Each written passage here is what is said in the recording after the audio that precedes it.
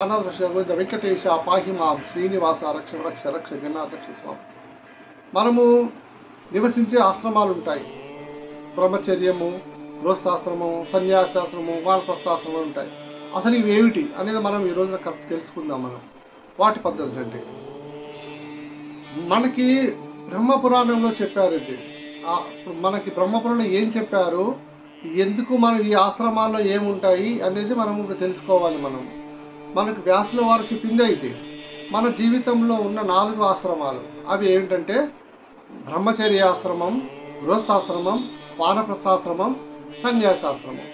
అసలు వీటి ప్రయోజనం ఏమిటి, అవి మన జీవితంలో ఎలా మార్గనిర్దేశం చేస్తాయి, ఈ ఆశ్రమ ధర్మాలను బట్టి మనం మంచి జీవితం ఎలా సాగించగలము, ధర్మ మార్గంలో ఎలా నిలబడగలము అనేది తెలుసుకుందాం. అన్నింటిలోకి మొదటిది బ్రహ్మచర్యాశ్రమం. బాలుడు 8 సంవత్సరాల లోపు గురుగృహంలో నివసిస్తే వేద అధ్యయనం చేయాలి. స్నాతకుడయ్యేవాడికి బ్రహ్మచర్యాన్ని అవలంబించాలి.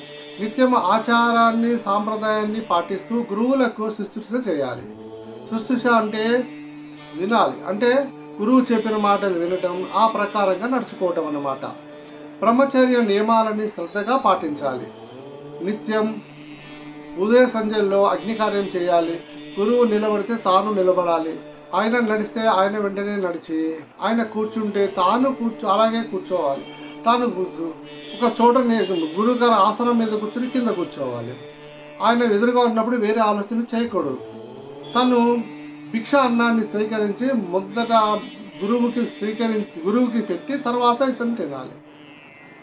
ఆయన కోసం సమిదలు, నీరు, ఆయనకి స్నానం చేయడానికి కావాల్సింది అంటే గురువుకి సృష్టిస్తుంది అన్నమాట. గురువు ఏం చేస్తుంటే అవి అన్నీ కూడా తను చేయాల్సిందే. ఆయన గురుగారు పడుకుంటానంటే రెండోది గృహస్థాశ్రమ ధర్మం. ఈ ధర్మం గురించి వ్యాసవారు ఏం చెప్పారంటే, గృహస్థాశ్రమంలోకి ప్రవేశించిన వాడు దేవతలను, పితృదేవతలను, అతిథులను సంతృప్తిపరచాలి. పితృదేవతలను దర్పణాల ద్వారా, దేవతలను యజ్ఞయాగాల ద్వారా, అతిథులను అన్నదాన ద్వారా, మునులను స్వాచాయనం ద్వారా, ప్రజాప్రతిని బలికర్మల ద్వారా, భూతాలను సత్యవచనాల ద్వారా అర్చించిన మానవుడు గృహస్థుడు. తాను చేసే ఈ పుణ్యకర్మల వలన పుణ్యలోకానికి చేరుకుంటాడు. నిత్యము ఎప్పుడైనా సరే ఈ బ్రహ్మచారులు వీరు గృహస్థున్నే కదా ఆశ్రయించాలి. వారి దగ్గరికి వచ్చి భిక్ష తీసుకుంటారు. అన్ని ధర్మాల కన్నా గృహస్థ ధర్మం చాలా గొప్పది. వేదజ్ఞానం కోసము తీర్థయాత్రలు చేయడానికి కానీ బ్రాహ్మణులు తిరుగుతూ ఉంటారు. అలా తిరిగే వారు సాయంకాలం అయ్యే వరకు నిలవ నీడ కోసము, ఆహారం కోసము ఎదురు చూస్తూ ఉంటారు. గృహస్థుడు అట్లాంటి వారికి ఆశ్రయాన్నిచ్చి భోజనం పెట్టాలి.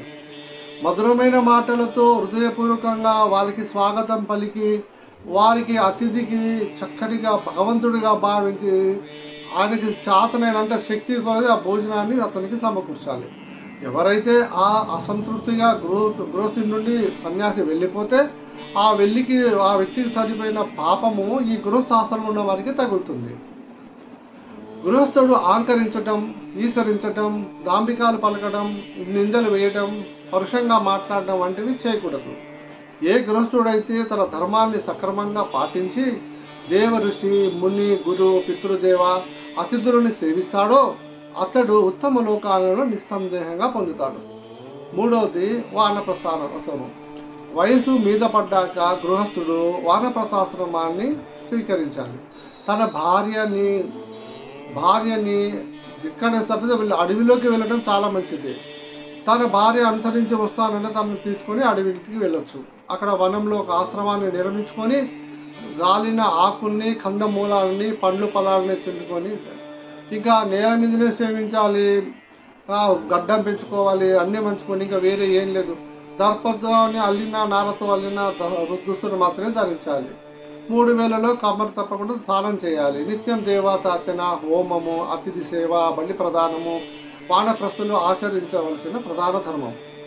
ఆ విధంగా చలి ఎండల్ని సహిస్తూ వానప్రస్థాశ్రమ ధర్మాన్ని నియమంగా ఆచరించిన వాడు అన్ని దోషాలని పోగొట్టుకొని శాశ్వతంగా పుణ్యలోకానికి చేరుకుంటాడు. 4వది సన్యాసాశ్రమం. ఆశ్రమాలలో చివరిది సన్యాసాశ్రమం. ఇది భిక్షువులకు సంబంధించింది. భార్య, పిల్లలు, పితృలు, అందరూ బంధువులు, వీళ్ళ సంబంధ బాంధవులను విరమించుకోవాలి. అసూయ ఏమాత్రం ఉండకూడదు. అన్ని రకాలైన కర్మల్ని విడిచిపెట్టాలి. అందరి మీద సమానమైన భావన కలిగి ఉండాలి. సకల జీవరాశుల మీద, జలాయుధులు, అనుజాలు, పక్షులు, శ్వేతజాలు, బుద్ధిజాలు, వీటికి అంటే పక్షులు, చెమట ద్వారా పుట్టేవి క్రిములు, విత్తనాల నుండి పుట్టే వృక్షాలు, వీటన్నిటికీ త్రికరణ శుద్ధిగా ఎలాంటి హింసని తలపెట్టకూడదు. సర్వసంగ పరిత్యాగిగా ఉండాలి. ఒక ఊరిలో ఒక రాత్రి, ఒక నగరంలో ఒక 5 రాత్రులు మాత్రమే నివసించాలి. ఒక పశుపక్షాదుల మీద ప్రేమతో కానీ ద్వేషం కానీ ఉండకూడదు. ప్రాణం నిలుపుకోవడం కోసము జనం భుజించిన తర్వాత ఉత్తమ వర్ణాల నుంచి భిక్షాటనికి వెళ్ళాలి. ఒకవేళ భిక్ష లభించకపోతే బాధపడకూడదు. ఎక్కువ భిక్ష లభించినా ఆనందపడకూడదు. కామము, క్రోధము, లోపము, మోహము, మదము, మాత్రమే అన్నిటినీ సంపూర్ణంగా వదిలేసుకోవాలి. నాది, నేను, నేనే అనే భావాన్ని విడిచిపెట్టి నిర్మలమైన మనసుతో అహంకారం లేకుండా ఉండాలి. ఆ విధంగా ఉండే సన్యాసికి శరీరాన్ని విడిచిపెట్టేటప్పుడు ఎలాంటి భయము కలగదు. సన్యాసి ఆశ్రమం స్వీకరించిన వాడు తన శరీరంలో ఉన్న అగ్నిని తన ముఖంలోకి తెచ్చుకొని అగ్నిహోత్ర కర్మని ఆచరించి, అనగా తన శరీరంలో జటాగ్నిని, వైశ్వానాగ్నిని, అందులో అవిసులుగా పంచాహుతులను, ఆహారాన్ని హోమద్రవ్యంగా చేసి, అది కూడా భిక్ష రూపంలో స్వీకరించిన అన్నాన్నే హోమం చేయాలి. అలా చేసిన సన్యాసి నిత్యం అగ్నిచయనము చేసిన వాళ్ళు ఏ లోకానికి వెళ్తారో ఆ లోకానికి వెళ్తారు. ఇక మోక్షాశ్రమ సన్యాసి యథార్థ విధానంగా ఆశ్రమ ధర్మాన్ని నిర్వర్తించి కట్టెల నిప్పులాగా ప్రశాంతమైన బ్రహ్మలోకాన్ని పొందుతారు.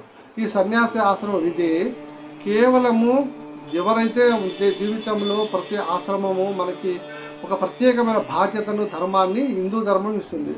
ఆ ధర్మాలన్నీ మనం జాగ్రత్తగా పాటించి మనం చేసేదానికి మన సంతోషంగా సమతుల్యంగా ఉంటాము. మన జీవితంలో మనం ఆశ్రమ ధర్మాల గురించి మనము ఈ విధంగా పాటిస్తేనే ఆ ధర్మాలు నిలబడతాయి. సన్యాసి ధర్మం పాటించాలి. గృహస్థు ధర్మం పాటించాలి. వానప్రస్థాశ్రమంలో వారు ఆ ధర్మాన్ని పాటించాలి. ఇలాగా ఈ 4 రకాలు వ్యాస మహర్షి చెప్పిన మనము ఇది ఎవరికి ఏ విధంగా ఉండాలనేది మీకు కొంచెం సూక్ష్మంగా చెప్పాను. తగ్గ అర్థం చేసుకుంటారని ఆశిస్తున్నాను. జై శ్రీమన్నారాయణ. నేను కూడా వెంకటరమణ గోవింద గోవింద.